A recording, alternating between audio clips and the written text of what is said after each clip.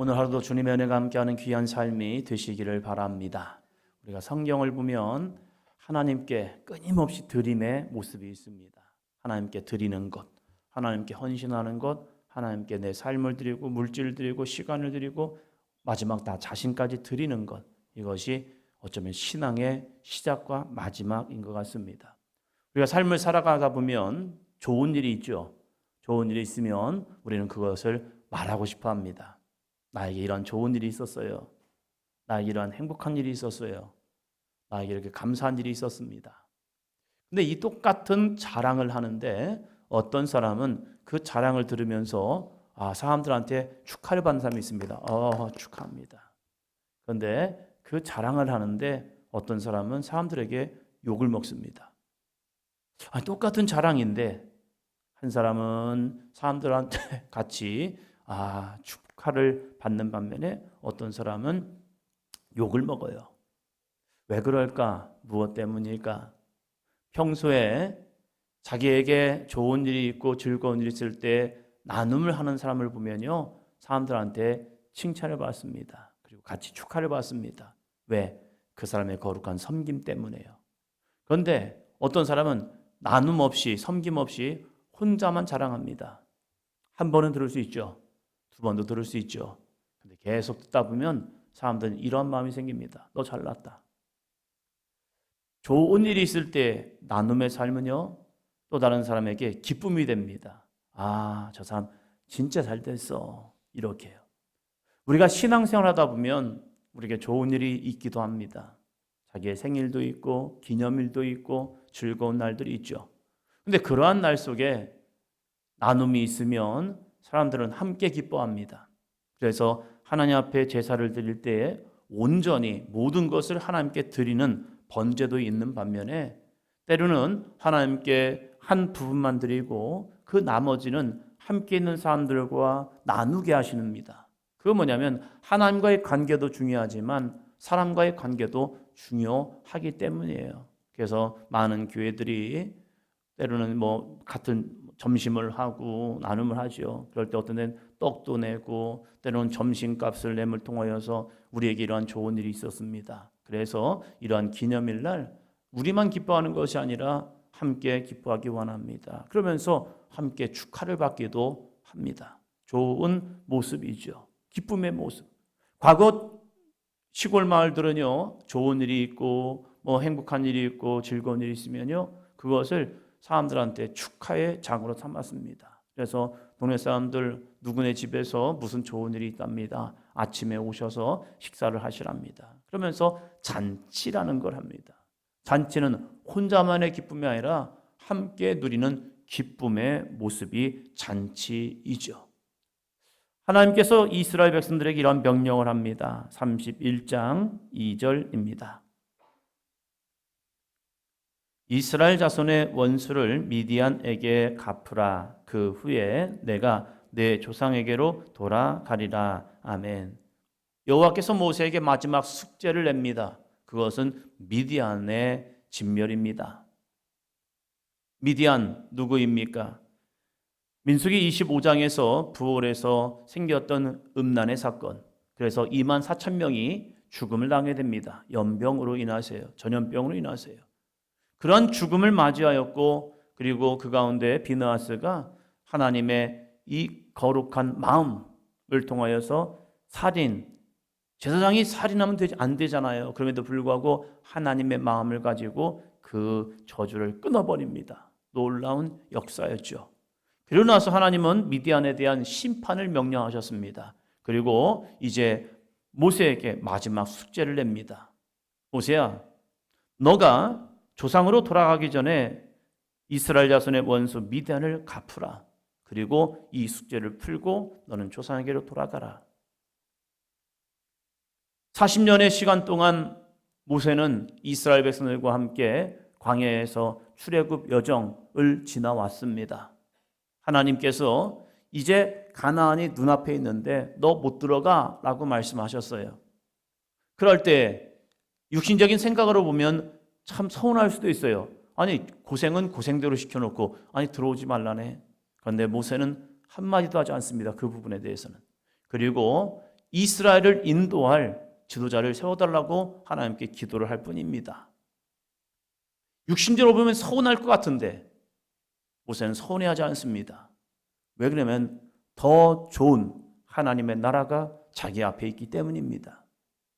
육신으로 보여지는 가난이 문제가 아니라 이제는 모든 수고, 자신의 인생의 모든 수고, 120년의 삶을 마치고 이제 하나님의 부르심 속에서 내가 응답하여 가는 것, 그것은 형편없는 나라가 아니라 가장 위대한 하나님의 나라, 그 천국이 기다리고 있기 때문에 하나님께 하나님 알겠습니다, 할렐루야 하고 자신의 삶을 정리하려 합니다. 그 정리한 가운데서 미디안의 전쟁 그리고 마지막 신명기의 선포, 이 두 가지를 남겨두고 이제 점점 모세는 하나님의 품으로 가기를 준비합니다. 그리고 이 백성들에게 미디안과의 전쟁을 선포합니다. 그 전쟁은 각 지파에서 1000명씩, 그래서 12,000명이 모여서 전쟁을 하러 나아갑니다. 전쟁이 정말 하나님의 은혜 가운데 은혜롭게 끝났습니다. 마지막 그들의 고백을 보면요, 한 사람도 실종당하지 않았다, 없어지지 않았다, 사라지지 않았다, 죽지 않았다. 12,000명이 그대로 살아 돌아왔습니다. 놀라운 역사이죠. 그리고 나서 그 거룩한 전쟁을 승리하고 나온 데서 이 사람도 죽습니다. 8절 볼까요? 8절. 그 죽은 자 외에 미디안의 5 왕을 죽였으니 미디안의 왕들은 에위와 레겜과 스루와 후르와 레바이며 또 부올의 아들 발람을 칼로 죽였더라. 아멘. 헷갈렸던 이름 발락과 발람, 그 가운데 발람도 죽음을 당하게 됩니다. 이스라엘을 저주하지 않았지만 이 발람의 꾀를 통하여서 미디안 사람들과 음란의 죄를 범함을 통하여 이스라엘 백성들에게 24,000명이나 되는 많은 사람들이 미혹과 유혹을 통해서 죽임을 당했다는 사실이에요. 그 가운데 하나님의 말을 잘 전했던 발람도 죽게 됩니다. 왜요? 그는 거짓이었기 때문입니다. 우리가 이 거짓의 결과를 알아야 합니다. 비슷해 보이죠? 그러나 내 마음을 요동케 하는 거짓된 생각들이 있습니다. 비슷해 보이지만 하나님의 뜻을 거스르는 그러한 사람도 있습니다. 거기에 미혹되면 안 됩니다. 또 우리가 신앙생활을 통하여서 거짓된 삶이 되면 안 됩니다. 우리는 하나님 앞에 진실된 믿음의 삶이 되시기를 축원합니다. 그러고 나서 이제 이 백성들이 전리품을 가지고 돌아옵니다. 이 전리품을 가지고 돌아온 이스라엘 백성들을 모세가 가서 환영해 줍니다. 그런데 그냥 받아들이지 않습니다. 너희들 수고해서 애써서 고생해서 들어와 하지 않고 7일 동안 격리를 시키고 그들이 시체를 만졌고 살인을 하였기 때문에 그것도 살인인 거예요. 거룩한 전쟁이지만 그들은 살인자들입니다. 그렇기 때문에 하나님 앞에 들어오기 위해서 7일의 정결 예식을 하고 이스라엘 진중으로 들어와야 합니다. 그들을 맞이하면서 그들이 수고와 애씀을 축하해 주는 반면에 또 이러한 말씀도 합니다. 27절입니다. 27절. 그 얻은 물건을 반분하여 그 절반은 전쟁에 나갔던 군인들에게 주고 절반은 회중에게 주고. 아멘. 12,000명이 목숨 걸고 싸웠습니다. 목숨 걸고 싸워서 얻은 전리품이 정말로 컸습니다. 그럴 때 처음에는 전쟁하기 싫었겠죠. 왜? 전쟁은 사느냐 죽느냐잖아요. 잘못하면 죽습니다. 그러면 누가 죽느냐? 그럼 아무도 몰라요. 그 목숨을 걸고 나왔던 전쟁에서 많은 전리품을 가지고 올 때에 그들은 기뻤겠죠. 그런데 그 가운데 이제 모세가 갑자기 하는 말이, 야, 전리품을 반으로 나눠. 왜? 이 전리품을 나누어서 회중과 반분하라. 조금도 아니고 그냥 반을 뚝 잘라서 줘. 그럴 때 무슨 마음이 들까요? 전쟁에 나왔던 12,000명이 이 전리품을 가지고 올 때에 그들은 되게 기뻤을 겁니다. 와, 우리가 이 전쟁에 승리해서 이만큼 얻었어. 그러면서 자신들이 얻었던, 그러면 이 무슨 생각할까요? 야, 이걸 어떻게 나눌까? 자기들끼리 그렇겠죠. 그래, 12,000명이니까 이것을 그대로 소분해가지고 딱딱딱 해가지고 12,000개 나눠야 하나 하면서 그 기쁨이 많았을 거예요. 근데 이 모세가 하는 말이 반절을 뚝 잘라서 회중에게 주고 너희가 반을 가져. 누군가는 서운했을 겁니다. 이게 뭐야? 그런데 하나님께서 모세에게 이렇게 명령하신 이유도 있죠. 또 그 가운데서 오늘의 말씀입니다. 28절이요. 전쟁에 나갔던 군인들은 사람이나 소나 나귀나 양떼의 500분의 1을 여호와께 드릴지니라. 아멘. 또 그 반절 나눈 것 가운데서 전쟁에 나왔던 군인들은 사람이나 소나 나귀나 양떼의 500분의 1 여호와께 드리랍니다. 아니, 반절 잘라놓고서 그 가운데 있는 것 가운데 또 나누라고 하네요. 사람이 기분이 나쁜 게 그거래요. 처음부터 입장료를 받고 다 하면 편한데 입장료를 받고 또 과정마다 돈을 내면요. 입장료 냈는데 또 내라고 하네 하면서 이 마음이 계속 돈을 내면 이 사람이 나가는 것 때문에 마음이 좀 불편하대요. 아예 처음에 다 내고 그냥 훅 들어가면 다음부터는 냈으니까 괜찮아 하고 쭉 움직이는데 또 돈을 내라가고 또 돈을 내라가면 거기에서 그냥 사람의 마음이 많고 적음이 아니라 반복되는 이러한 행위 때문에 내 주머니가 계속 나가, 이러한 마음 때문에 마음이 그냥 기분이 안 좋대요.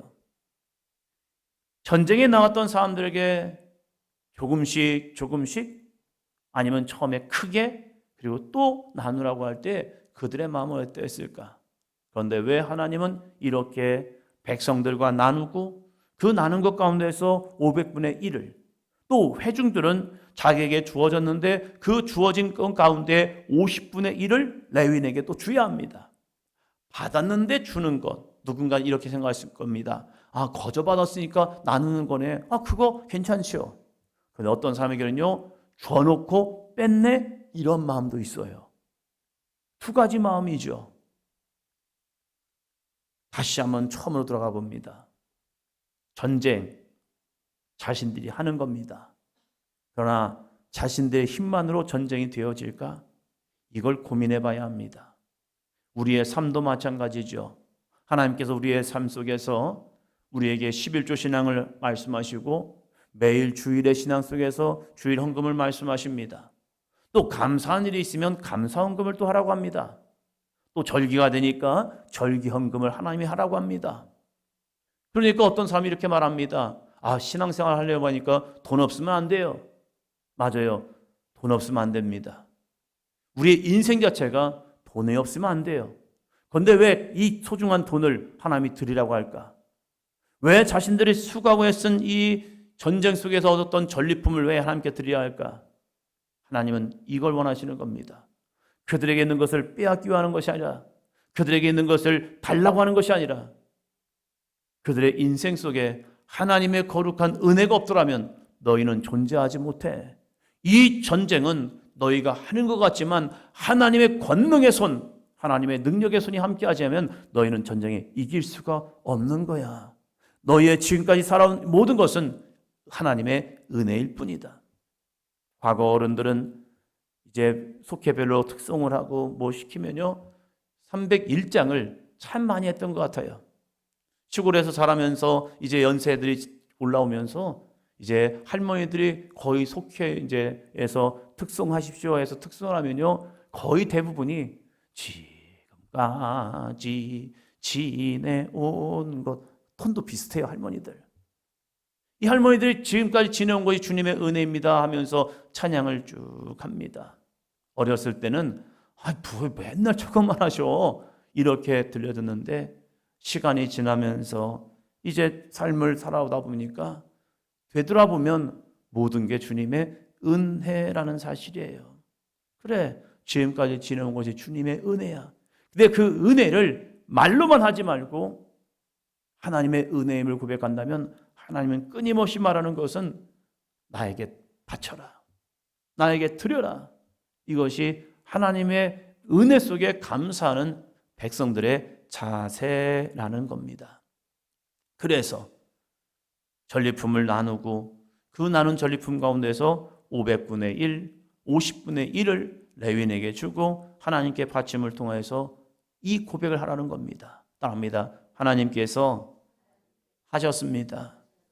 우리가 자녀들에게 신앙을 가르칠 때도 중요한 게 하나님께 드려지는 신앙입니다. 좋은 일이 있고 감사한 일이 있으면 먼저 하나님 앞에 일로 와봐. 잘했어. 수고했어. 엄마! 나 50점 맞다가 60점 맞았어. 아, 감사할 일이죠. 100점은 아니더라도 다닥제 맞지 않습니까? 열심히 했었잖아요. 수고했잖아요. 그래서 엄마 나 50점 맞았다. 이제 60점 맞았어. 잘했다. 이리 와. 그리고 그 아이와 함께 하나님께 감사하는 거죠. 하나님 우리 아이가 40점에서 50점, 50점에 60점을 맞았네요. 하나님 성적이 올라갔습니다. 감사합니다. 그러면서 감사하니까 우리 하나님 앞에 감사의 물 드리자. 이러한 신앙. 바로 이것이 이 민수기 31장에서 나오는 이스라엘 백성들의 신앙의 모습을 모세가 가르치는 거예요. 감사한 일이 있느냐? 하나님께 영광을 돌려. 그랬더니요, 큰일 났습니다. 48절이요. 군대의 지휘관들 곧 천부장과 백부장들이 모세에게 나와서 군대 지휘관들이 이렇게 다 분배하니까 군대 지휘관들 곧 천부장들과 백부장들이 모세에게 찾아오는 겁니다. 여기까지만 보면서 왜 찾아왔다고 생각하십니까? 전쟁에 나갔던 자들이 모세를 막 찾아오는 겁니다. 가끔 가다가 저에게 막 찾아오는 분이 있습니다. 그러면 어떤 분이 오면 걱정이 됩니다. 왜 오시지? 어떤 분이 오면 좋습니다. 왜 오실까? 그래서 기대가 됩니다. 왜 올까?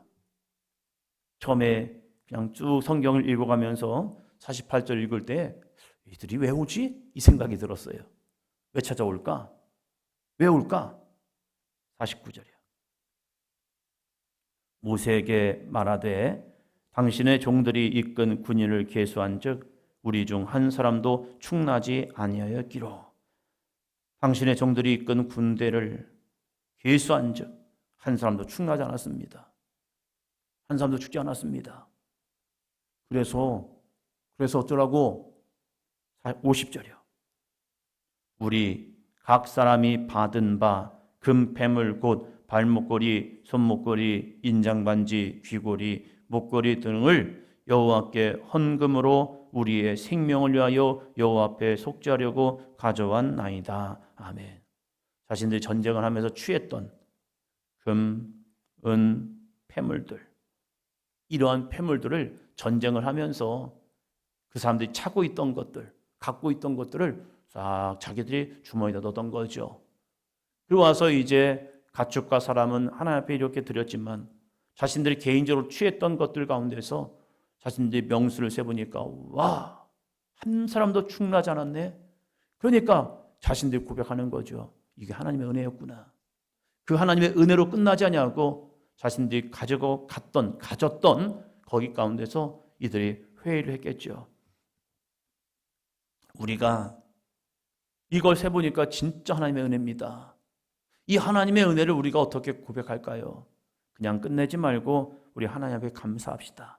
자기들끼리 십시일반을 모아서 하나님께 이 예물을 드린다고 여호와 앞에 속죄하려고 가져왔나이다.